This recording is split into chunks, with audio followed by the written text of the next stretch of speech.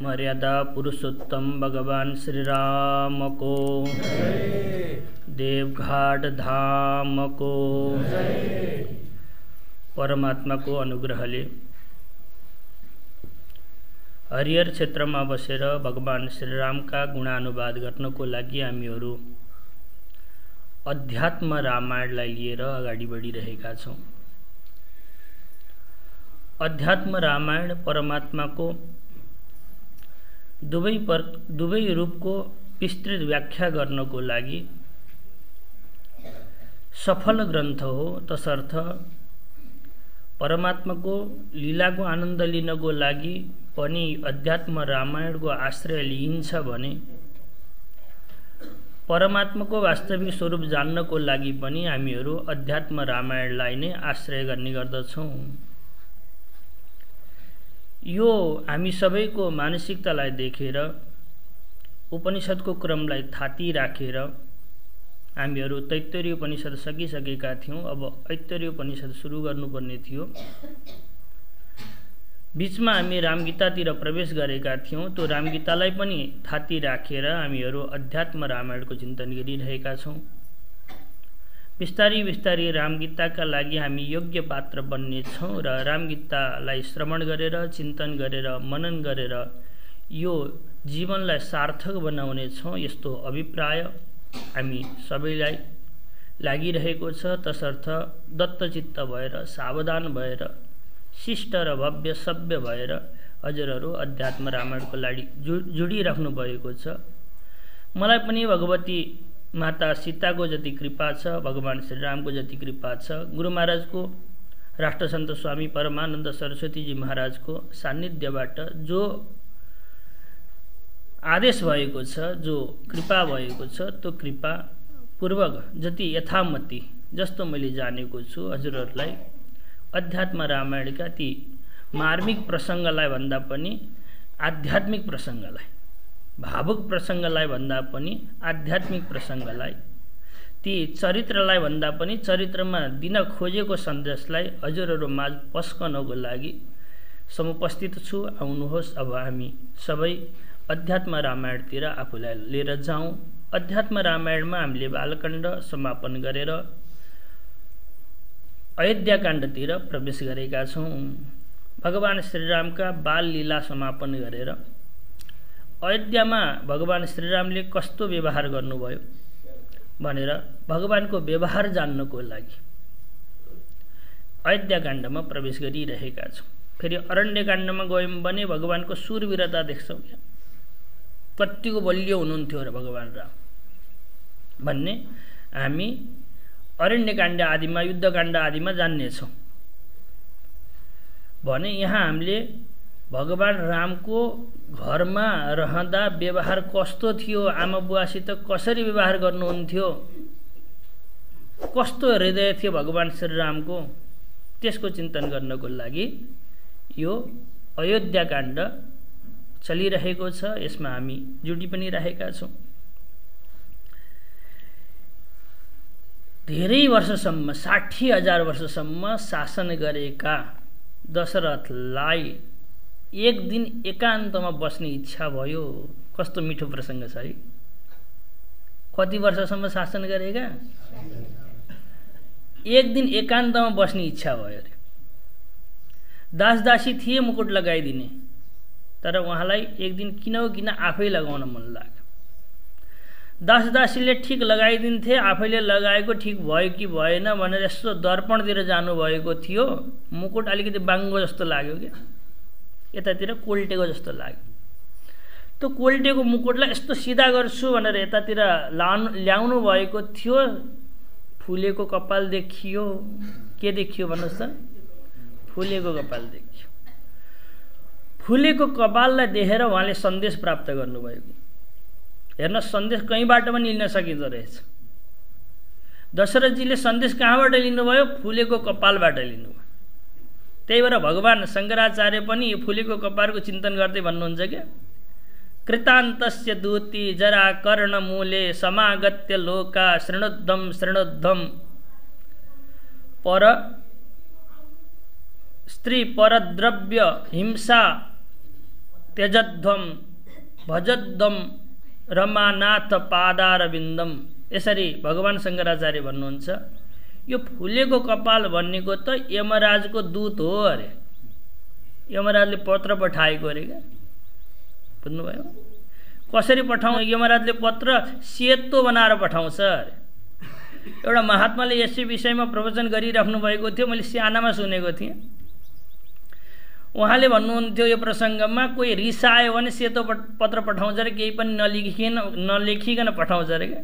अब पत्र त पठाउनु पर्ने भयो होइन। उहाँले कहानी बताउनुहुन्थ्यो, इलाहाबादमा कुनै स्कुलमा पढ्दै रहेछन् उनका साथी, उनले आफ्नी पत्नीलाई अथवा पत्नी रिसाएकी थिइन्, त्यो रिसाइन आउँदै आउनु भएन भने एकचोटि पत्र पठाइछन्। पत्र खोलेर हेर्दा त सेतो पान्ना मात्रै छ, अरू केही छैन।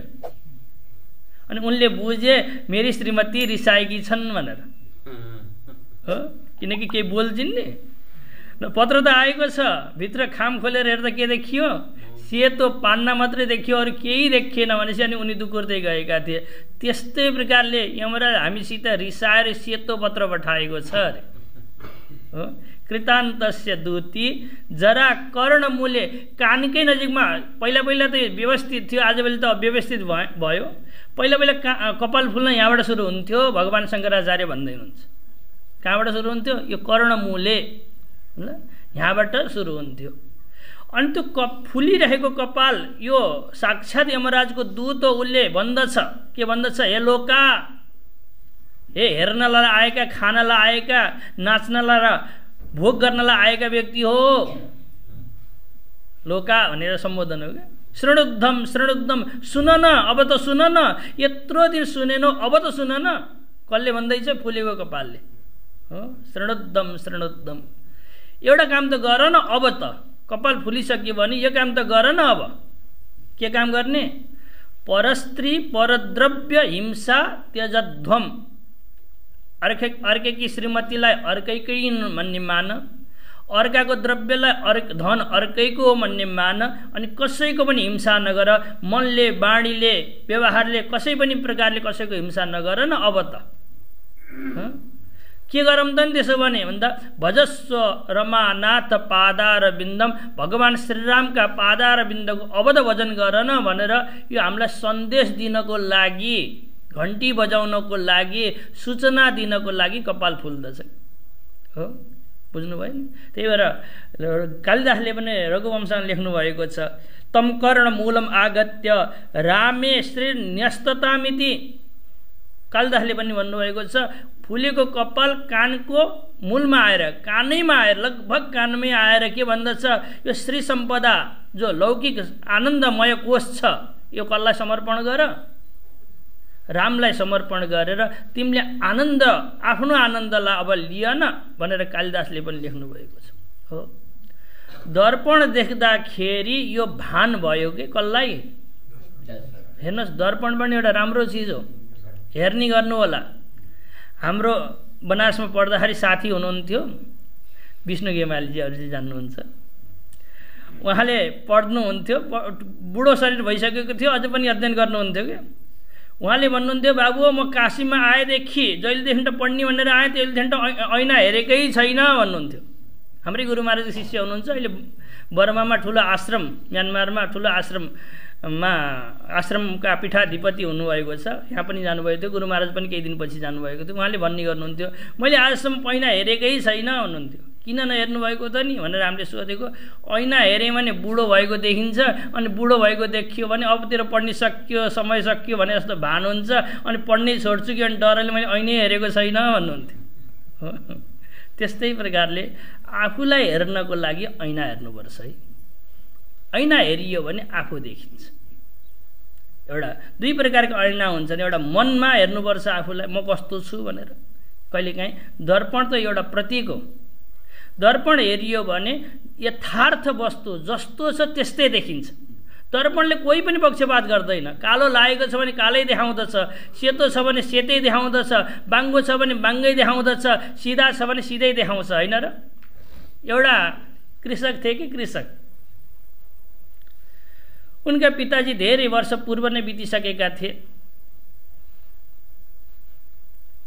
उनलाई रात दिन पिताजीको चिन्ताले सताउँदथ्यो। ओहो, मेरो पिताजी यस्तो हुनुहुन्थ्यो, कहाँ जानुभयो होला, कहिले आकाशतिर हेर्दछन्, कहिले कहाँ खोज्दछन्, कहाँ हुनुहुन्छ ल मेरो पिताजी, मलाई कति प्रेम गर्नुहुन्थ्यो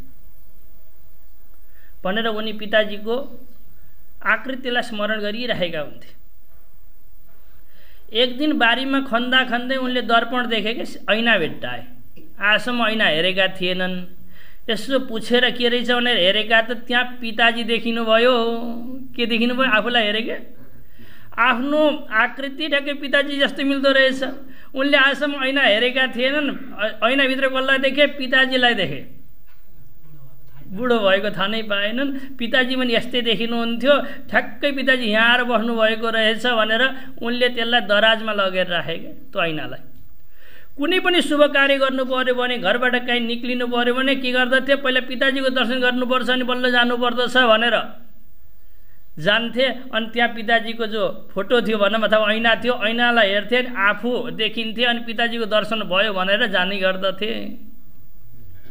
धर्मपत्नीले देखिन् के छ रहस्य? कुनै पनि कार्य सुरु भयो भने, कहीँ जानु पर्यो भने बुढाले के गर्दछन्? आफ्नो मतलब त्यहाँ दराजमा के राखेका छन् त्यो हेरेर मात्रै बाहिर जान्छन् भनेर धर्मपत्नीले गएर त्यो ऐना निकालेर हेरेकी त त्यहाँ त एउटा केटीको फोटो पो रहेछ। ला, बुढा कसैसित पल्किया रहेछन्। बर्बाद भयो। धेरै दिनसम्म सहन गरिन असह्य पीडा भयो उनलाई। म धर्मपत्नी घरमा छु, उनले कसलाई हेरेर जान्छन्? अनि एक दिन गएर असह्य भयो। आफ्नी सासूलाई भने के? कसलाई भने? सासूलाई। तिम्रा छोरा ठिक छैनन्, आजभोलि अर्कैतिर पल्किएका छन्, उसको फोटो नहेरेसम्म त कहीँ जाँदैनन् भनेर अनि लगेर दराजमा देखाइन् बुहारीले। अनि बुढीले हेर्दाखेरि चाहिँ देखिन्, ओहो यस्तै बुढी त पल्केछ है मेरो छोरो त। कसलाई देखेकी छन्? आफैलाई देखेकी छन्। अनि के भन्छन्? मेरो छोरो त बर्बाद रहेछ, यस्तो बुढीसित पो पल्किएको रहेछ। अनि घरमा लडाइँ हुन थाल्यो। हो, आमाले त्यस्तीलाई भन्नुहुन्छ होइन, अब श्रीमतीले अर्कीलाई भन्दछिन्। उनले मैले आफ्नो पितालाई देखेको छु भनेका छन्। उनले सबैमा लडाइँ भयो। एक दिन त्यही प्रसङ्गमा कोही लडाइँको कारण सोध्दै सभ्य मतलब भद्र व्यक्ति आए। अनि आएर उनले बताए होइन, यो वास्तवमा न बुवा हुन्, न त कोही स्त्री हुन्, न त बुढी हुन्। जसले जस्तो हेर्दछ त्यसले त्यस्तो नै देख्दछ होइन र? तसर्थ सिसाले के गर्दैन? भेद गर्दैन। छोराले हेर्दा छोरो नै देखियो, बुहारीले हेर्दा बुहारी नै देखिन्, अनि सासूले हेर्दा सासू नै देखेकी थिइन्। त्यस्तै प्रकारले हामीले पनि दर्पण हेऱ्यौँ भने जसरी उनले बुवालाई देखेका थिए त्यस्तै प्रकारले हामीले आफूलाई देख्दछौँ। कसलाई हेऱ्यौँ भने? दर्पणलाई हेऱ्यौँ। हो, धुलो लागेको छ भने दर्पणमा देखिँदैन के? दर्पणमा नदेखिएको किन? धुलो लाग्यो भने देखिँदैन। हिलो लागेको छ, फोहोरो लागेको छ भने त दर्पणमा के देखिँदैन? आफू देखिँदैन। यदि त धुलो मेटिएको छ, धुलो हटाएको छ भने आफू देखिन्छ। त्यही भएको हुनाले यो मनरूपी दर्पणमा पनि आफूलाई हेर्नुपर्दछ। हो, दशरथजीले पनि दर्पणमा हेर्नुभएको थियो, आफूलाई पाउनुभयो। ओहो, म त बुढो भएको रहेछु, अब त भजन गर्न जानुपर्दछ। शास्त्र भन्दछ ब्रह्मचर्य परिसमाप्य गृही भवेत्। ब्रह्मचर्य आश्रम समापन गरेपछि गृहस्थ हो बन अरे, अनि गृही भूत्वा बनी भवेत्। गृहस्थ भइसकेपछि वानप्रस्थ आश्रममा प्रवेश गर अरे, अनि वानप्रस्थी भूत्वा बनी भूत्वा प्रव्रजेत, त्यसपछि सन्यास ग्रहण गरोस् भनेको छ। मैले ब्रह्मचर्य आश्रम पनि राम्रोसित निभाएँ, गृहस्थ आश्रम पनि राम्रोसित निभाएँ, अब म वानप्रस्थ बनिन भने शास्त्र विरोधी हुन्छ।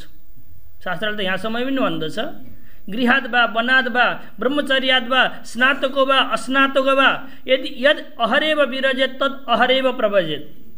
पहिला भन्दछ ब्रह्मचारी बनेर गृहस्थ बन, अनि गृहस्थ बनेर वानप्रस्थ बन, वानप्रस्थ धारण गरिसकेपछि सन्यासी बन भनेर पहिला उपदेश दिन्छ। अनि त्यसपछि दोस्रो मन्त्रमा के भन्छ भने उपनिषदले गृहाद् वा वनाद् वा ब्रह्मचर्याद् वा गृहस्थबाट पनि तिमी सन्यास धारण गर्न सक्दछौ, ब्रह्मचारी हुँदा हुँदै पनि तिमीले सन्यास धारण गर्न सक्दछौ, वानप्रस्थमा रहँदा रहँदै पनि तिमीले सन्यास धारण गर्न सक्दछौ, स्नातको अस्नातको वा इत्यादि प्रकार लामो चिन्तन गर्दछ। अनि एउटा सूत्र दिन्छ यद अहरेव विरजेत तद अहरेव प्रवजेत। के भन्दछ?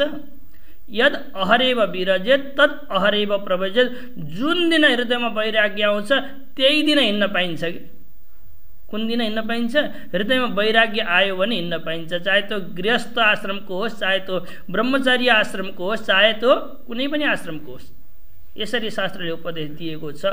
दुईटा कुरा बताएँ नि मैले।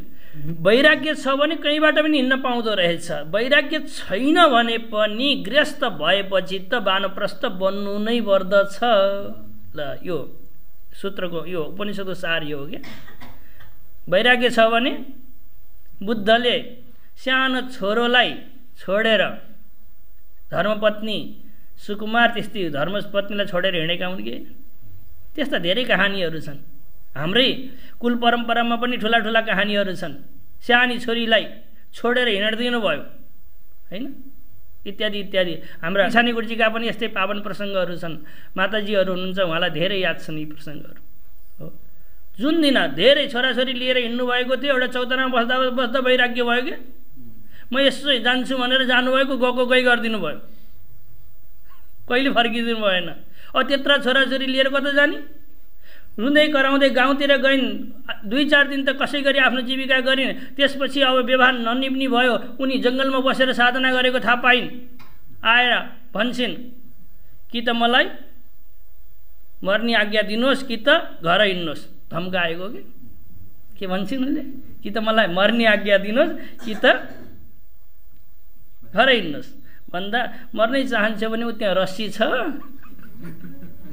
त्यहाँ बुटो पनि छ, मलाई अब मतलब छैन, तिमी मर अथवा जीवित रहौ, मैले त वैराग्य प्राप्त गरेँ, अब म आफ्नो अनुसन्धान गर्नुपर्दछ भनेर हिँडिदिनु भयो कि।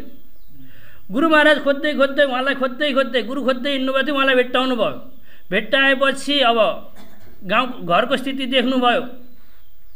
घरको स्थिति दिएपछि घरको अंश केही लिन्न भनेर हिँडेको व्यक्ति गुरुका पुत्रहरूलाई देखेपछि, नारायण भन्ने लिन्छन्, गुरुका पुत्रहरू देखेपछि आफ्नो अंश मागेर ल्याएर दिएर विवाह गरिदिएर अनि त्यसपछि के ऋण पनि लाग्यो कि। ऋण पनि लागेपछि के हो के गरेर ऋण पनि तिरेर अनि हिँड्नुभयो। ती प्रसङ्ग भन्न चाहिन, आमाले भन्नुभयो मद्रास गएर के हो के गरेर चौकीदार बनेर पाले भनेर के। गुरु पुत्रको ऋण तिर्नको लागि राष्ट्रसन्त स्वामी परमानन्द सरस्वतीजी महाराज कसको ऋण तिर्नको लागि? गुरु पुत्रलाई विवाह शिवाह गराउँदाखेरि लागेको ऋण तिर्नको लागि चौकीदार बनेर त्यो पैसा कमाएर आएर अनि गुरुपुत्रको जो विवाह शिवाह गर्दाखेरि लागेको खर्च थियो त्यसलाई दिएर हिँड्नु भएको थियो। हो, यी पावन प्रसङ्ग हजुरले म भन्दा यहाँ पूज्य माताजी हुनुहुन्छ, उहाँबाट सुन्न सक्नुहुन्छ। उहाँहरू त 32 वर्षसम्म कुनै पनि गाउँबाट 4 घण्टाभन्दा धेरै लाग्दछ। हामी जवान पुरुषलाई पनि त्यो ठाउँमा जान डर लाग्दछ कि। त्यस्तो ठाउँमा एकान्तमा गुरु महाराजको समाधि भएको स्थानमा, जहाँ गुरु महाराजको समाधि छ नि, छवि प्रकाश उहाँ गुरुजी हुनुहुन्छ नि, लामिछाने गुरुजी, उहाँको समाधि स्थानको सुरक्षा पूजा आराधना गर्नुपर्दछ भनेर एक्लै स्त्री शरीर नभ यौवन शरीरलाई त्यो डाँडामा त्यो जङ्गलमा राखेर साधना गर्नुभएको थियो उहाँले। हो, उहाँलाई धेरै थाहा छ नि पावन प्रसङ्गहरू। हो, अस्तु भन्न खोजेको जुन दिन वैराग्य भयो त्यही दिन हिँड्न पाइन्छ है। छोराछोरी बोकेर हिँडिरहेको बेला बाटा नि हिँड्न पाइँदो रहेछ कि। छोरी छन्, छोरी सानी छन्, छोरोको बिहा गरेपछि त महात्मै उनी हो भन्दछन् हाम्रा आएर।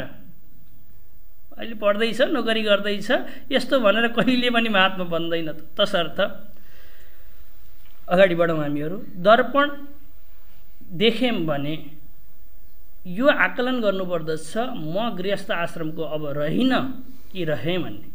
यदि रहेन भने आफूलाई गृहस्थ आश्रमको चाबी ताला जेठो छोरालाई अथवा बुहारीलाई सुम्पेर घरमै बसे पनि घरमा आसक्त नभएर परिवार सबै त्यो झन्झट व्यवहार सबै छोरा नातिलाई जिम्मा दिएर बाबु अब तिमीले जे खान दिन्छौ त्यही खान्छु, जसरी राख्न चाहन्छौ त्यसरी रहन्छु, तर अब म आफ्नो लागि कमाउँछु भनेर हिँड्नु पर्दछ।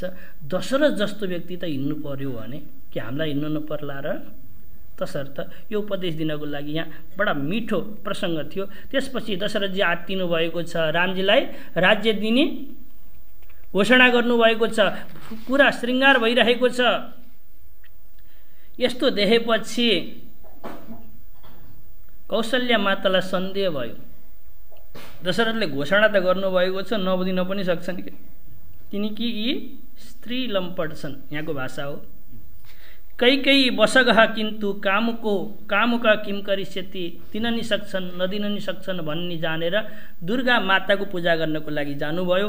त्यसपछि यो देखेपछि देवताहरूले नि सूत्र पाए के गर्ने रामजीको अब राज्याभिषेक भयो भने रावणको मृत्यु हुँदैन, रावणको मृत्यु भएन भने हाम्रो काम बन्दैन, के गर्ने होला भने अन्योलमा थिए। कौशल्या माता दुर्गा देवीको उपासना गर्न गएपछि उनीहरूलाई लाग्यो कुनै पनि ठुलो काम सिद्ध गर्नु छ भने तप गर्नु पर्दो रहेछ, परमात्मालाई फकाउनु पर्दो रहेछ भनेर उनले नि जाने के कसले? देवताहरूले, हैन? देवताहरूले पनि जानेपछि उनीहरू वाणी मतलब सरस्वती भट्टमा पुगेका छन्। सरस्वतीले पहिले त खुब गाली गर्नुभएको छ। अनि त्यसपछि देवताहरूले भने रामजीले रावण मारेर देश दिगन्तरमा सबै ठाउँमा प्रशंसा प्राप्त गरेर आएर राज्याभिषेक भइरहँदा कति आनन्द आउँछ होला। अहिले त सामान्य राजा राजपुत्र भएर राज्याभिषेक हुनु र रावण आदि दुष्टको संहार गरेर हुन्छ नि, यो काम गर, यति गरेपछि तेरो विवाह गर्ने नि आनन्द आउँछ भन्छौँ नि हामीले, होइन? तैँले नोकरी पाइ त, अनि कस्तो राम्रो राम्रो केटी पाइन्छ नि इत्यादि, खुब आनन्द आउँछ। गाउँभरि ठुलो उत्सव मनाउँला। अहिले पढेको मात्रै छ, मेरो छोरो मात्रै भइस् भने त कहाँ ठुलो विवाह गर्न सक्छु र मैले के भन्ने नि केटी खोज्दै जाँदा इत्यादि प्रकारले भन्दछौँ। त्यस्तै प्रकारले होइन देवीलाई सम्झाएपछि सरस्वतीले पनि मान्नुभयो, कठोर बन्नु पर्दछ म पनि, होइन? कसैको उद्धार हुन्छ भने आमा पनि कठोर बन्नुहुन्छ कि कहिलेकाहीँ। छोरालाई हिँड्न सिकाउनु पर्यो भने छोरो पल्टिएको हुन्छ, सबैले गाली गर्छन्, कस्ती आमा होलान्, होइन? उनलाई लाग्छ मेरो छोरो हो, यसले हिँड्न सिक्नु पर्दछ, पल्टोस् भनेर धैर्य धारण गरेर सहन गरेर बस्दछन्। अनि बल्ल छोरो माथि माथि बढ्छ, होइन र?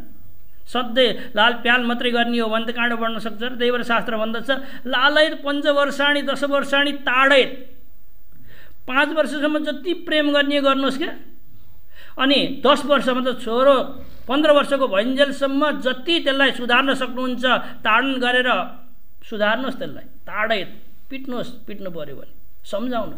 अनि प्राप्तेतु 16 वर्षे, यदि 16 वर्षको छोरो भयो भने अब मित्रको चाहिँ व्यवहार गर्नुहोस् है। घरमा भैँसी बेच्नु पर्यो भने सोध्नुहोस् है। कुनै पनि काम गर्नु पर्यो भने बाबु यस्तो निर्णय गरेका छौँ, गरौँ कि नगरौँ भनेर सोध्नु पर्दछ। कति वर्षको भयो भने 16 वर्षको। यस्तो शास्त्रले प्राप्तेतु 16 वर्षे पुत्रम मित्रवद, मतलब साथीको चाहिँ व्यवहार गरोस् भनेर शास्त्रले भन्दछ। त्यही भएको हुनाले यहाँ वाणी मातालाई लाग्यो मैले अब कठोर हुनुपर्दछ भनेर सरस्वती माता कठोर भएर अयोध्यामा आउनुभयो। तर अयोध्यामा कोही पनि बोल्दैनन् सरस्वती, किन बोल्दैनन् नि? सबै उत्सवमा छन्। हाम्रो यज्ञ सफल भयो, हाम्रो अनुष्ठान सफल भयो भने स्त्रीहरू नाचिरहेका छन् अयोध्याका। आजसम्म उनीहरूले पूजा गरिरहेका थिए। दशरथ राजा अक्षत रहँदै यो राज्यभार रामजीलाई दिएको देख्न पाऊँ हामीले, हो? मरिसकेपछि बिरामी भइसकेपछि दिएको त्यति आनन्द आउँदैन भनेर सबैले महादेवलाई मनाएका थिए। आज यो समाचार सुनेपछि सबै उत्सवको लागि तयारी गरिरहेका थिए। सरस्वती मातासित कोही पनि बोल्दैन। कोसँग प्रवेश गर्ने? बोलेको प्रवेश गर्ने हो। वाणी भनेको त वाणी वचनद्वारा प्रवेश गर्ने हो, तर कोही बोल्दैन। कहाँ कसरी प्रवेश गर्ने? अनि जो अयोध्याकी थिइनन् मन्थरा, तिनीसित संवाद गर्न चाहनुभयो। मन्थराले संवाद गरिन्। मन्थराभित्र घुस्नुभयो र बुद्धि फेरिदिनु भयो। बसिरहेकी मन्थरालाई माथि घुम्न जाम, छतमा जाम भयो कि त घाममा। किन भयो? माथि घुम्न, छतमा घुम्न जाम। यहाँको शब्दै हो। प्रासादाग्रम अथारुहत, प्रासाद भनेको भवन, त्यसको अग्र भनेको छततिर घुम्न गए। छततिर घुम्न गएकी थिइन्। चारैतिर उत्सव मनिरहेको, ध्वजा पताकाहरू लगाइरहेको, ठुला ठुला झन्डाहरू लगाइराखेको, बेन्ड बाजाहरू बजिरहेको देखेपछि उनलाई लाग्यो के भएको छ आज, किन यसरी उत्सव मनाइएको छ। तल दुकुर्दै आइन्। एउटी स्त्रीलाई सोध्दछिन् के हुँदैछ धाइ भनिएको छ यहाँ। धाइ आमा कसैलाई सोधेपछि उनले भने, अरे पग्ली तँलाई थाहा छैन, भोलि रामजीको राज्याभिषेक हुँदैछ, यो सबै नगरवासीहरू उत्सव मनाइरहेका छन्, त यो राजमहलमा बसेर थाहा छैन तँलाई भनेर भनेपछि उनलाई लाग्यो यो सुवर्ण अवसर हो, यसलाई मैले राम्रोसित बजाउनु पर्दछ भनेर कहाँ पुगिन्, कैकेयी बठा पुगिन्। कैकेयी त्यो बेलामा सिसा हेरेर ठुला ठुला आँखामा काजल लगाएर बस्नुभएको थियो। विशालाक्षीम एकान्ते पर्यवस्थितम किमशेषे दुर्भगे मूढे महत् भयम उपस्थितम न जानिसे अति सौन्दर्य मानिनी मत्तगामिनी। यसरी गाली गरी, हे आफूलाई सुन्दर मान्ने स्त्री, रूपमा मात्रै सुन्दर भएर सुन्दर हुँदैन, बुद्धिको पनि सुन्दर हुनुपर्दछ, कति पनि देरमा बुद्धि छैन भनेर गाली गर्न थालिन्। गाली गरेपछि के भयो भनेर कैकेयी माताले सोध्नुभएको छ। अरे रामस्य अनुग्रहात् राज्ञा, राजाले रामलाई अनुग्रह गरे, कृपा गरे।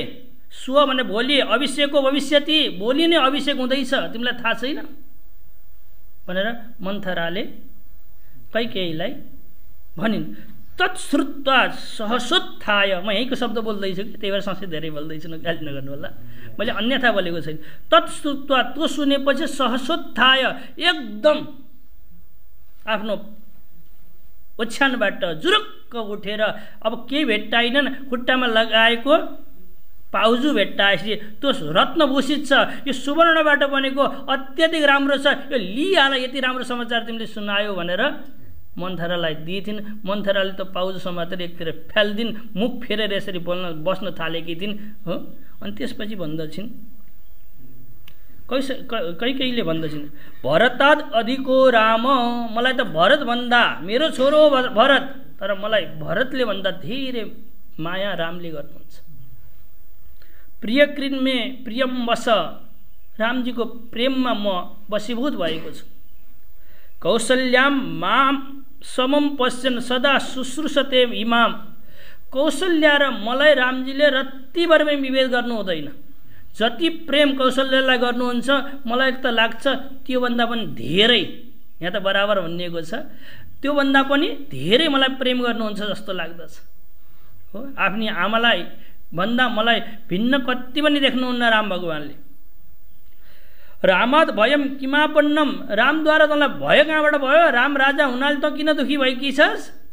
अरे रामजी राजा हुँदा त शत्रु पनि प्रसन्न भएका छन्, आज पक्कै पनि शत्रु हो, किनकि रामजीको राज्याभिषेक हुँदैछ। तब मुडे वदस्वने, हे मूढ, हे मूर्ख मन्थरा, भन आज तैँले, तँलाई किन कहाँ भय भयो। तत्श्रुत्वा विषसादात कुब्जा कारण वैरिणी, कुब्जा भने कि अकारण वैरी गर्ने वाली, यहाँ एउटा शब्द लेखिएको छ। कुब्जा गस्ती भने अकारण वैरी भनेको कुनै कारण नभइकन पनि दुश्मनी मोल्ने वाली, शत्रु बनाउने वाली, अकारण वैरिणी कुब्जा। रामसित कुनै पनि दुश्मनी थिएन कुब्जाको, तर पनि वैरी गरिन्, मतलब शत्रु मानिन् रामलाई। दुखी भएर, खिन्न मना भएर, कालो र निलो भएर बस्न थालेकी थिइन्। शृणु मद वचनम देवी, र भन्न थालिन् मन्थराले, हे देवी, हे कैकेयी, मेरो कुरा सुन तिमीले। यथार्थम ते महदवयम, ठिक छ रामजीको राज्याभिषेक हुँदैछ, यो प्रसन्नता छ, तर टाढासम्म हेरिरहेको छु, यसको भविष्य राम्रो देखेको छैन।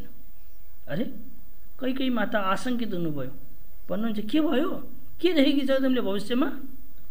त्वाम तोषयन सदा राजा प्रिय वाक्यानि भाषसे, राजाले तिम्रो काम कुनै पनि गरेका छैनन् आजसम्म, हमेसा तिमीसित नै आएर बसेका हुन्छन्, तिमीसित नै व्यवहार गरेका हुन्छन्, सबै तिमीसित नै गरेका हुन्छन्, तर तिम्रो काम अहिले आजसम्म गरेको मैले देखेको छैन। कामुको अतथ्यवादी च त्वाम वाचा परितोषण तिमीलाई त वाणीद्वारा मात्रै राजाले प्रसन्न राखेका छन्, व्यवहारद्वारा त कौशल्यालाई प्रसन्न राखेका छन् हो। कार्यम करोति तस्यावै राम मातु भनेको राम भगवानको आमाको कार्य गर्दछन्, तिमीलाई त वाणीमा मात्रै पुच्काएर के भन्छन् फुस्लाएर राखिराखेका छन्, तिम्रो काम केही पनि गरेका छैन। मनस्येतन निधायैव प्रेषयामास वै सुत, धेरै कहानीहरू सुनाइन् के। यहाँ धेरै कहानी बताइएको छैन। तुलसीदासले पद्य लेख्नुहुन्छ, उहाँ भन्नुहुन्छ कही कही कोटिक कपट कहानी, कही कही कोटिक कपट कहानी, धीरज धरहुँ प्रबोधिसी रानी। करोडौँ कपट कहानीहरू सुनाउन थालिन् उनले। यो बेला नि तिमीलाई हेपेका होइनन् र, यो बेला नि यस्तो गरेका होइनन् र, यो बेला नि यस्तो गरेका होइनन् र भनेर नगरेको व्यवहार पनि हो भन्ने पारिदिन्छ नि हैन। पुराना नि घटना याद गरेर यो दिन पनि हेर यस्तो गरेका थिए, तिमीलाई मलाई याद छ, तिमीलाई याद छैन, इत्यादि इत्यादि प्रकारले करोडौँ कहानी सुनाइन्। अनि अन्तिममा के भन्छन् भने हेर मैले भनेको तिमीले मानेकी छैनौ, दुःख पाउने छौ। यदि तिम्रो कुरा मान्दथे भने तिम्रो बुवाले विवाह गर्ने बेलामा तिम्रो नै छोरो राजा बन्नेछ भन्ने शर्तमा विवाह भएको हो कि याद छ कि छैन? तिम्रो छोरालाई राजा बनाउनु पर्दछ भनेर मामाको घरमा पठाएको बेलामा हेर्नु, दुईटै कहाँ गएका छन्, भरत र शत्रुघ्न मामाको घरमा गएको बेलामा यहाँ रामलाई राज्याभिषेक गरिँदैछ भनेपछि कैकेयीको मनमा चसक्क लाग्यो पहिलोचोटि। धेरै कहानीहरूले लागेको थिएन, खुब गाली, घर फोरी तँलाई म निकालिदिन्छु घरबाट इत्यादि खुब गाली गर्दै आएकी थिइन्। तर यो कहानी सुनाएपछि कतै आशंका मनमा आयो, मेरो भरतलाई राजा बनाउनु पर्छ भनेर राजाले पठाएका त होइनन्। अब मेरा छोराहरू मामाको घरमा गएको बेलामा यस्तो उत्सव मनाउनु किन पो पर्थ्यो र? भरतम मातुलम कुले प्रेषयामास सानुजम, भरतम अनुज सहितम, मतलब शत्रुघ्न सहित भरतलाई प्रेषयामास मामाको घरमा पठाएपछि भरत सुमित्राया समीचीनम भविष्यति न संशय, सुमित्राको त अब बल्ले बल्ले हुनेवाला छ, किनकि लक्ष्मण प्रति रामजीको अत्यधिक प्रेम सद्भाव छ। त्यही भएर सुमित्राले विरोध गर्दिनन् रामजीको राज्याभिषेक भइरहँदा।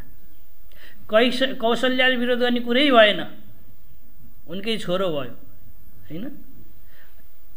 तिम्रो मैले भविष्य राम्रो देखेको छैन। भरतः राघवस्याग्रे किङ्करो वा भविष्यति, भरत मामाको घरबाट आए भने रामजी राजा बनेपछि भरतलाई आफ्नो सेवक बनाउने छन्। किङ्कर भनेको किङ्कर शब्दको अर्थ कुत्सितमपि करोति, कुत्सित भन्दा निन्दित घृणित काम गराउनेछन्।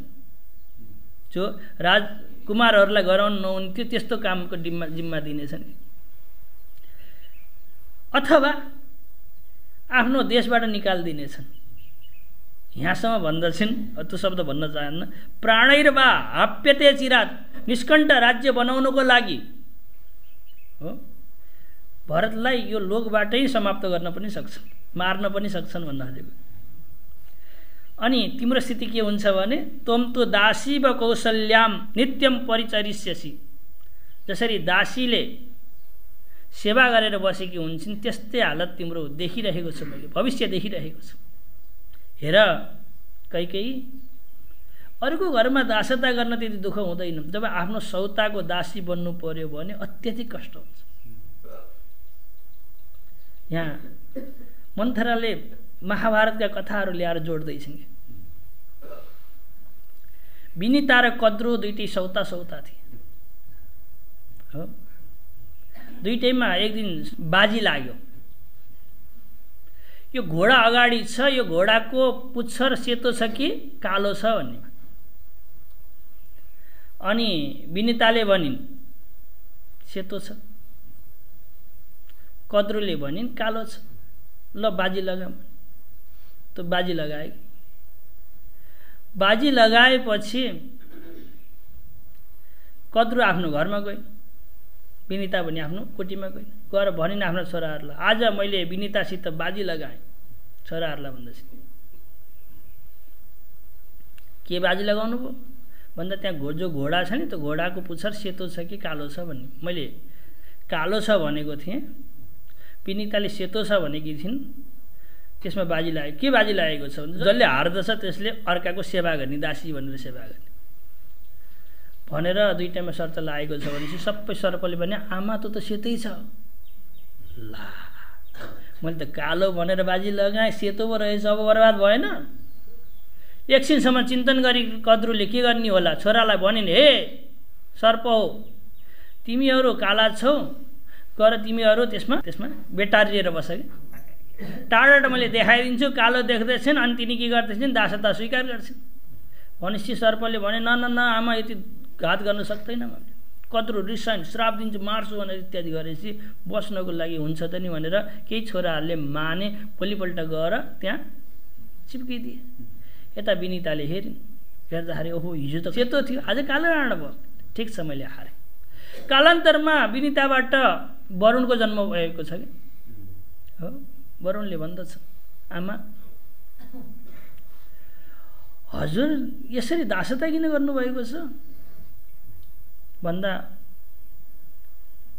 विनिताले आफ्नो कहानी सुनाउँदाखेरि होइन घोडाको पुच्छर त सेतै छ भन्दा यस्तो छल भयो, ओहो छल भयो भनेर चाहिँ अनि गरुडले भन्दछन्, या आमा ती कद्रुले दासमुक्त कसरी गर्छन् एकचोटि सोध्नुहोस् न भन्दा विनिताले गएर सोध्दछन् कद्रुलाई, हे कद्रु तिमीले दासमुक्त मलाई कसरी गर्दछौ ल भन भन्दाखेरि उनले असम्भव भन्छन् कि स्वर्गबाट मलाई अमृत ल्याएर दियौ भने म दासमुक्त गरिदिन्छु, असम्भवै छैन भनेपछि गरुडले भने, आमा तपाईँको उद्धारको लागि म केही पनि गर्न सक्छु भनेर स्वर्गमा गए, अमृत झपट्टा मारेर ल्याएका थिए, इन्द्रले देखे, अस्त्र हानेपछि गरुडले भने तिम्रो अस्त्रले पनि मलाई केही गर्न सक्दैन, हेर मैले त्यसको सम्मानको लागि एउटा पखेटा काटिदिएर राखेको छु भनेर।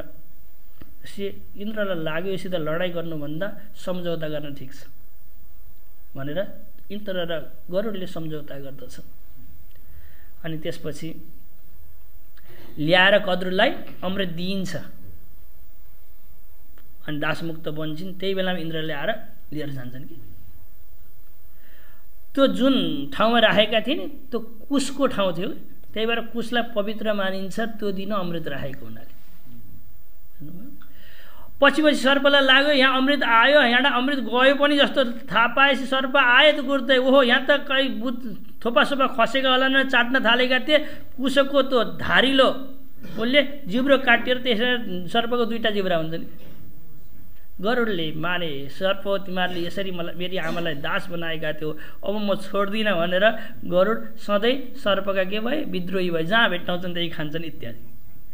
जसरी विनिताले कद्रुको सेवा गरेर बस्नु परेको थियो, हे कैकेयी मैले त त्यस्तै देखिरहेको छु भनेर यस्ता काँडो नयाँ नयाँ कहानीहरू निकालेर मन्थराले सम्झाउन थालिन् हैन। अतः शीघ्रम यतस्वाथ भरतस्या अभिषेक, के गर्नुपर्छ तिम्रो भविष्यको लागि यो पनि मैले जानेको छु। भरतलाई राज्याभिषेकको तयारी गर, तिमीले रामलाई नवपञ्च छ, 9 र 5 भनेको 14 होइन, 14 वर्ष वनवास पठाऊ होइन।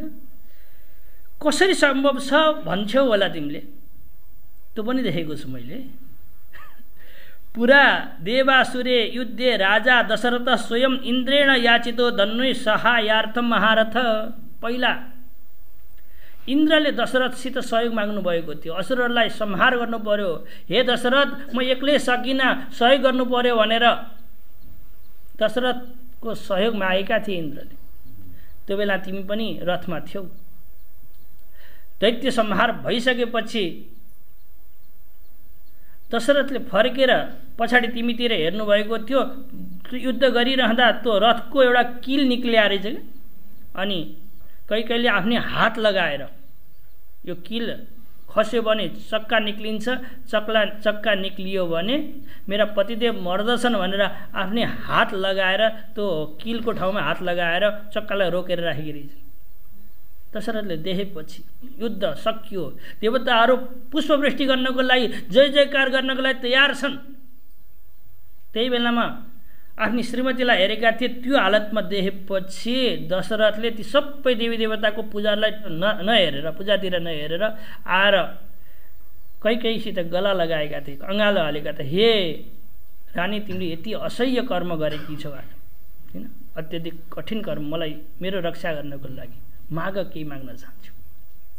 कैकेयीले भनिन्, मैले केही माग्नको लागि गरेको होइन भगवान। राजा भन्दछन्, आज दिन भने मलाई कस्तो खल्लो लाग्दछ, केही माग न तिमीले। कैकेयीले राजाले प्रसन्न भएर भन्छन्, एउटा होइन दुईटा चिज माग्छु, दुईटा चिज मागे नि भन्दा कैकेयीले भनिन्, ठिक छ, कुनै दिन आवश्यक भयो भने म माग्नेछु, आज मलाई केही चाहिएको छैन, कुनै दिन आवश्यक भयो भने माग्नेछु भने तिमीले मलाई यो कहानी सुनाएकी थियौ के? कसले भन्दछिन्? मन्थराले।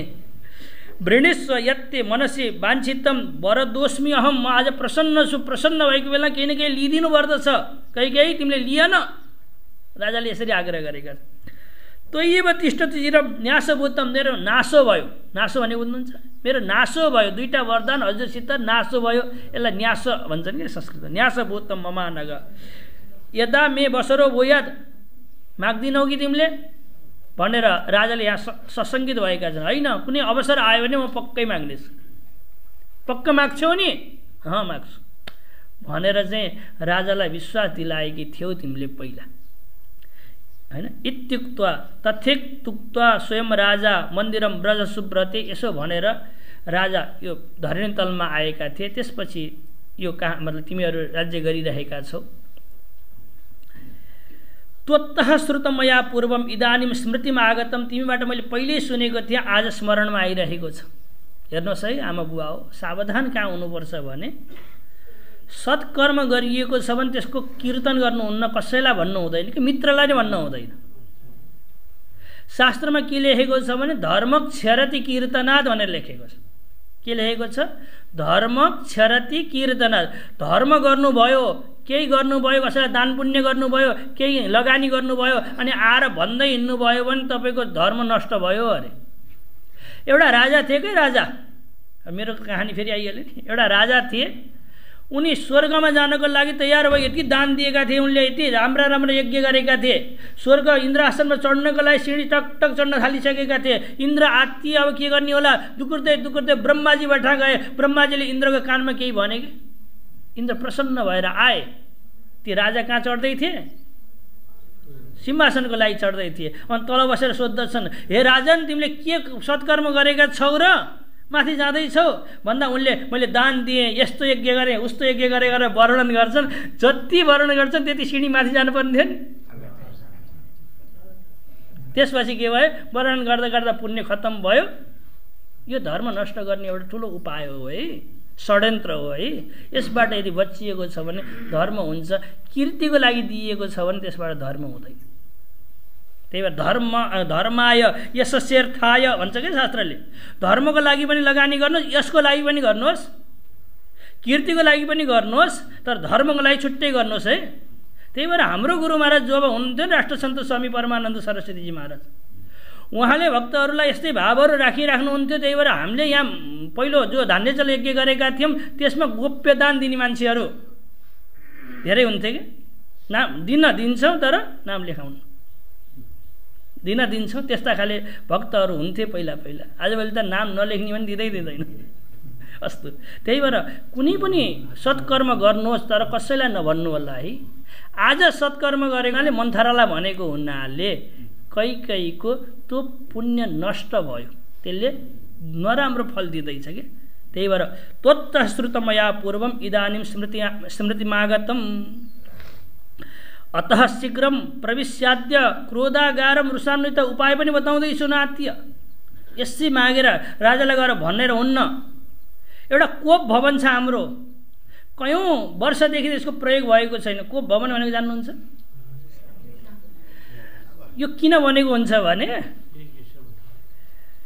राजाहरूले यज्ञ यज्ञादि गर्न मानेनन् भने स्त्रीहरू त को भवनमा जाने अनि म खान्न म पिउन्न यो यज्ञ गादी गर्नु भएन हजुरले खानु भएन हैन औषधिहरू खान मानेनन् केही खान मानेनन् राजाको हितमा भने त्यसो भनेर को भवन बनेको हुन्छ कि को भवनको काम बुझ्नुभयो राजाले यज्ञ गादी गर्न मानेनन् भने धर्म कर्म गर्न मानेनन् भने आफ्नो शरीरको रक्षाको लागि औषधि उपचार खाएनन् भने हैन यस्तो यस्तो स्थितिमा स्त्रीको भवनमा जाने अनि त्यही बस्ने जहिलेसम्म तपाईँले खानु हुँदैन जहिलेसम्म तपाईँले यज्ञको गर्ने घोषणा गर्नु हुँदैन जहिलेसम्म तपाईँले दान दिनुहुन्न त्यो दिनसम्म म यहीको भवनमा बस्छु भनेर घोषणा गर्नको लागि एउटा को भवन बनाइन्छ।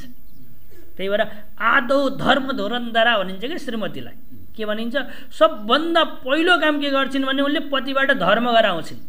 त्यही भएर पत्नीमा धेरै गुणहरू हुन्छन् सबभन्दा ठुलो गुण भनेको के हो भने आदौ भनेको सबभन्दा ठुलो राम्रो भनेको के हो भने धर्म धुरन्धरा हैन। कयादुले हिरण्यकश्यपु जस्तो व्यक्तिद्वारा त धर्म गराएर नारायणको नाम 108 चोटि उच्चारण गराएर प्रहलादलाई जन्म दिने प्रसङ्ग सुन्नुभएको छ हैन। आफ्नो शत्रुको नाम के भनेका थिए अरे मैले सुनिनँ कि फेरि भन न नारायण भनेको थियो होइन फेरि सुनिनँ भन्नुहोस् त नारायण भने पक्कै भनेको थियो नारायण र नारायण नै भनेको थियो यस्तो भनाइ कयादुले हिरण्यकश्यपु जस्तो राक्षसबाट पनि प्रहलाद जस्तो सुपुत्र उत्पन्न गराएकी थिए। याद छ हजुरहरूलाई भागवतमा सुन्नुभएको होला। त्यही भएको हुनाले यो स्त्रीको सबभन्दा ठुलो काम भनेको के हो पति कामुक हुन्छ स्त्रीमा आसक्त हुन्छ त्यसको फाइदा उठाएर स्त्रीले उनलाई धर्मतिर लगाउँछ। त्यसको लागि कोप भवन बनेको हुन्थ्यो। आजसम्म यो कोप भवनको प्रयोग भएको थिएन किनकि दशरथ स्वयं सजग हुनुहुन्थ्यो यज्ञ गादीको लागि आफै हिम्मत गर्नुहुन्थ्यो अगाडि बढ्नुहुन्थ्यो। आजसम्म प्रयोगै भएको थिएन अब आज प्रयोग होला जस्तो छ। मन्थराले भनिन् त्यो कोप भवनमा जाऊ त्यहाँ गएर पनि यस्तै आभूषण लाएर नबस है यो कपडा सबै यहाँ उतार गहनाहरू सबै खोल कपाल खोल अनि पलङमा नसुते नि गएर भैमा सुते यहाँ सम्झाएकी छन्। विमुच्य सर्वाभरणम सर्वतो विनिकीर्य च सम्पूर्ण आभूषणहरूलाई छोडेर भूमौ एव शयाना त्वम भूमिमा गएर सुत है तोष्णिम आस्थित भामिनी चुपचाप बस जति नै बोले पनि नबोले नि फेरि हेर्दै नहेरे नि सम्झाइरहेकी छन्।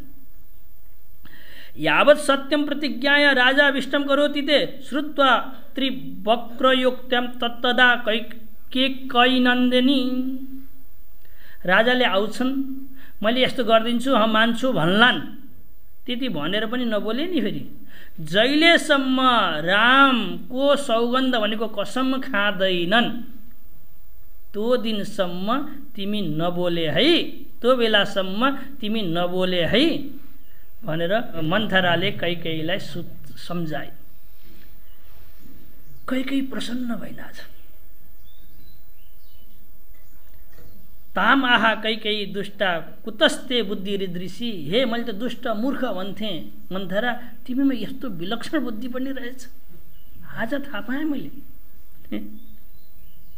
एवं त्वाम बुद्धि सम्पन्नाम नजाने वक्र सुन्दरी मैले त बाङ्गी छौ इत्यादि इत्यादि भन्थे तर यस्तो विलक्षण प्रकारको बुद्धि कहाँबाट ल्यायो तिमीले कहाँबाट आयो यस्तो राम्रो बुद्धि तिमीबाट। भरतो यदि राजा मे भविष्यति सुत प्रिय अहिले म केही दिन सक्दिनँ तिमीलाई किनकि यति ठुलो चिज भनेकी छौ त्यो चिज दिने मसित सामर्थ्य नै छैन। प्रसन्नताको पनि अत्यधिक प्रसन्नता बनाउने तिमीले घटना सुनाएकी छौ कहानी सुनाएकी छौ एउटा योजना बनाएकी छौ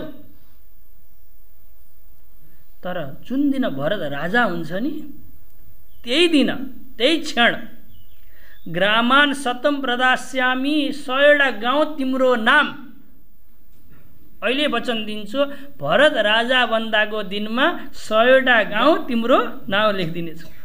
ममत्वम प्राणवल्लभा आज तिमी मेरी अत्यधिक प्रिय बनेकी छौ। इत्युक्त्वा कोप भवनम प्रविश्य सहसारुष यसो भन्दै अब देखाउँछु मैले हैन मेरा छोराहरूलाई पठाएर रामलाई राज्याभिषेकको तयारी गर्ने। अब ती मन्थराले भनेको सबै चिज याद आयो त्यो बेला हेप्या जस्तो लागेको थिएन आज लाग्यो कि मन्थराले भनेपछि यो बेला यस्तो गरेका थिए यो बेला यस्तो गरेका थिए। यहाँ त धेरै स्पष्ट रूपले भनिएको छ नि, कोटीको कहानी भनिएको छ। यस्तो बेला यस्तो गरेका थिए, सबै स्मरण गर्दी भइन् कैकेयीले। अब देखाउँछु। भूमिमा नै सुतिन्, मलिन मलिन कपडाहरू लगाइन्। प्रवाच शृणुमे कुब्जे, हे कुब्जा सुन तिमीले, यावत रामो वनम ब्रजेत, जहिलेसम्म रामजी वनमा जानु हुँदैन, प्राणान त्यक्षे अथवा पक्रे सैसे तावत एव हि, प्राण जाला तर म यहाँ उठ्नेवाला छैन, यो कुरा तिमीले ठान भनेर कैकेयीले आफ्नो निर्णयलाई मन्थराको सामने राखेपछि मन्थरा प्रसन्न भइन् र आशीर्वाद दिन्छन्। आज गजब भएको छ। निश्चयम कुरु कल्याणी कल्याणम ते भविष्यति,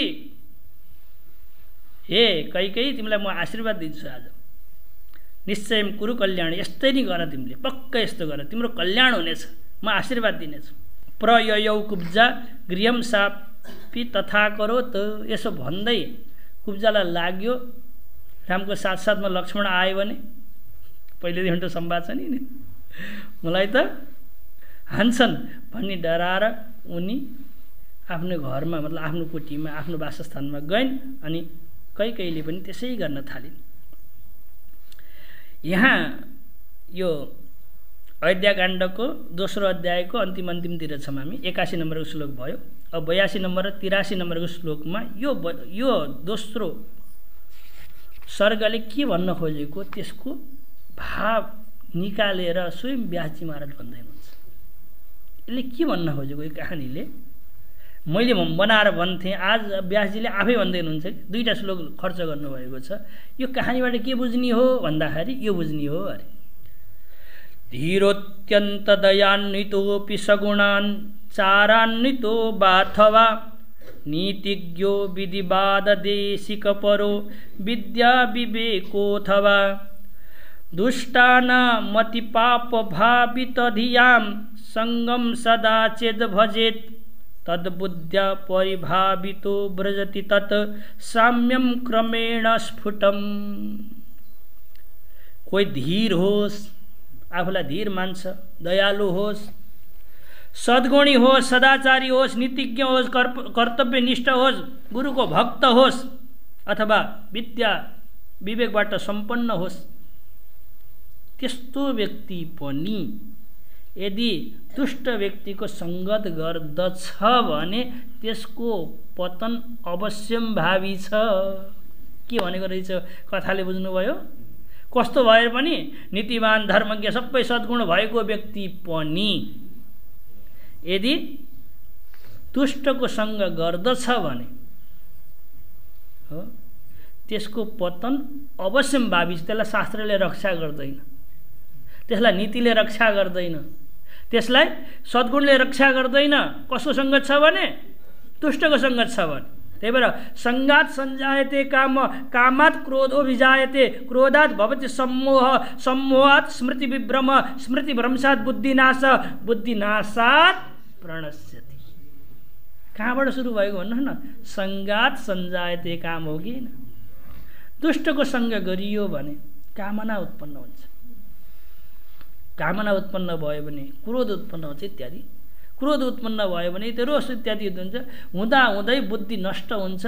बुद्धि नष्ट भयो भने जो भन्न पनि जो गर्न पनि त्यो नगरेर अरू काम गर्न थाल्दछ हो। त्यही भएर यहाँ अझै एउटा श्लोक भन्नु, अतः सङ्गः परित्याज्यो दुष्टानं सर्वदा दैवै। त्यही भएर सबैले दुष्टको सङ्ग छोड्नुपर्छ है। दुस्सङ्गी च्यवते स्वार्थम यथेयम राजकन्यका। यी कैकेयीको दृष्टान्त हेर, यिनलाई नै हेर कि अरूलाई हेर्नु पर्दैन। के नराम्रो पन थियो र कैकेयीमा? राम भगवानसित यति धेरै प्रेम गर्ने कैकेयी हो, आज दुष्ट व्यक्तिको सङ्ग पर्नाले उनको हालत के हुँदैछ, के भएको छ, कस्तो व्यवहार गर्दैछन्। यो सबैभन्दा ठुलो शस्त्र हो कि दुस्सङ्ग पारिदिनु। एउटा ऋषि थिए क्या, ऋषि, उनी जङ्गलमा बसेर साधना गर्दथे। इन्द्रलाई लाग्यो यिनले साधना गर्दै गएका छन्, अति उग्र अत्यधिक राम्रो साधना गरेका छन्, पक्कै पनि भगवान् विष्णु प्रसन्न हुनुहुन्छ। अनि आएपछि यिनले के माग्दछन्? इन्द्रासन माग्दछन्। इन्द्रलाई सधैँ यही डर लाग्छ कि त्यही भएर तुलसीदास भन्नुहुन्छ एउटा कुकुरले हाड खाँदै रहेछ क्या, अनि सिंह देखेछ। सिंह देखेपछि उसले अब यो सिंहले यो हाड लान्छ मेरो भनेर चाहिँ दुगुरेछ क्या, स्वान भने जस्तै होइन। सिंहले कहीँ कसैको हाड समात्छ र, हाड खान्छ र, हाडमा केही स्वाद छ र? कुकुरले त के गर्छ भने त हात चबाएको चबाइ गर्छ, आफ्नै गिजाबाट रक्त निक्लिन्छ, ओहो कति स्वादिलो रहेछ, कति स्वादिलो रहेछ भन्छ कि। अत्यधिक कठिनसित दबाउँदछ अनि दुईटा आफ्नै दाँत भाँचिन्छ, भाँचियो भने बल्ल दुई टुक्रा भयो भन्छ। कसले? आफ्नै गिजाको स्वाद हो क्या, त्यो हाडको स्वाद होइन। त्यस्तै प्रकारले बसेको हुन्छ हो। त्यही भएर इन्द्रलाई पनि लाग्यो, के लाग्यो? पक्कै पनि यिनले इन्द्रासन माग्छन्। रम्भा पठाए, मेनका पठाए, सबैलाई पठाए, केही पनि भएन, परिवर्तनै आएन। कति नै नृत्य गरेका छन्, कति नै उच्छृङ्खल बनेका छन्, ऋषिमा प्रभावै पार्न सकेनन् कि कसैले पनि। ओहो यो त ठुलो खाले साधक रहेछ, यसले त ठुलो ब्रह्मास्त्र प्रयोग गर्नु पर्यो भनेर उनी आफै आए। यो ठुलो खाले साधक रहेछ। रम्भा मेनकाद्वारा पनि विचलित भएन। यसलाई विचलित गर्ने भनेको त सङ्ग नै हो।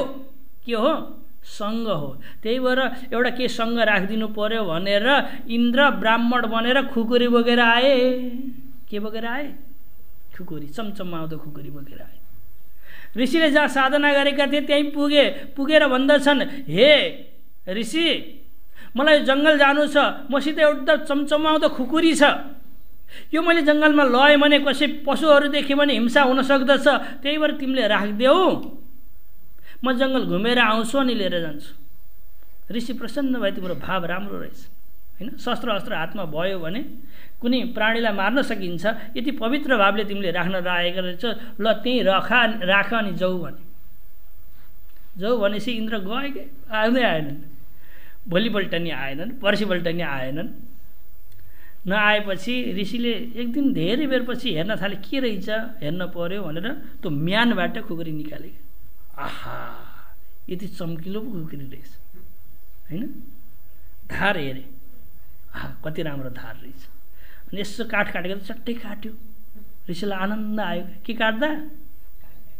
बुटो गरेर काटेको चट्ट काट्यो, हाँगो काटेको चट्ट काट्यो। ऋषिलाई काट्दाखेरि आनन्द आउन थाल्यो कि। अनि बिहानै झन्डै खुकुरी बोक्थे अनि चट्ट चट्ट चट्ट चट्ट। आफूसित धारै नभएको धेरै हान्नुपर्ने के थियो? चक्कु थियो। अब त्यो खुकुरी चट्ट चट्ट काट्ने खाले पाएपछि उनले बुट्टाहरू चट्ट चट्ट चट्ट चट्ट पार्दै हिँड्न थाले। इन्द्र प्रसन्न भएका छन्। आहा अनि त्यसपछि हुँदै बुट्टालाई छोडेर पशुतिर पनि गए कि कस्तो गाड्दो रहेछ हेर्नु पर्यो भने। अनि इन्द्र नाच्न थाले। आहा बुझ्नुभयो कसले बिगारेको हो नि? रम्भाले मेनकाले कसैले बिगार्न नसकेका ऋषिको साथमा एउटा खुकुरी हुनाले बिग्रेका हुन् कि होइनन्? कोही चेतन पनि चाहिँदो रहेनछ के? जड व्यक्ति पनि नराम्रो चिज हामीसित छ भने, एउटा अमेरिकाका कुनै राष्ट्रपतिको प्रसङ्ग छ क्या, उनलाई विरोधीले खुब निन्दा गरेर चिठी लेखेर पठाएको थियो। उनले चिठी पढे च्यात्ती च्यात्रै फ्यालिदिए। नजिकै बसेको मन्त्रीले गाली गर्यो, महाराज यो चिठी त हामीले भजाउन सकिन्थ्यो, भनेको यो चिठीलाई माध्यम बनाएर हामीले त जनताको मन आफूतिर मोड्न सकिन्थ्यो। क्यार्नु भएको हजुरले? किन च्यात्रै फ्यालिदिनु भएको होइन भन्दाखेरि यस्तो यो दुश्मन पाल्ने खाले चिठी राख्नु हुँदैन। जनतासित त आफ्नै वर्चस्वले जित्नुपर्छ। यो पत्र मबाट राख्यो भने त्यो मेरो शत्रु बनिराख्दछ क्या। बारम्बार त्यो पत्र हेर्दछु मैले, अनि त्यो शत्रुभाव बनिराख्दछ। शत्रुतापूर्वक युद्ध गर्नु हुँदैन भनेर उनले च्यातेर फ्यालेको प्रसङ्ग छ।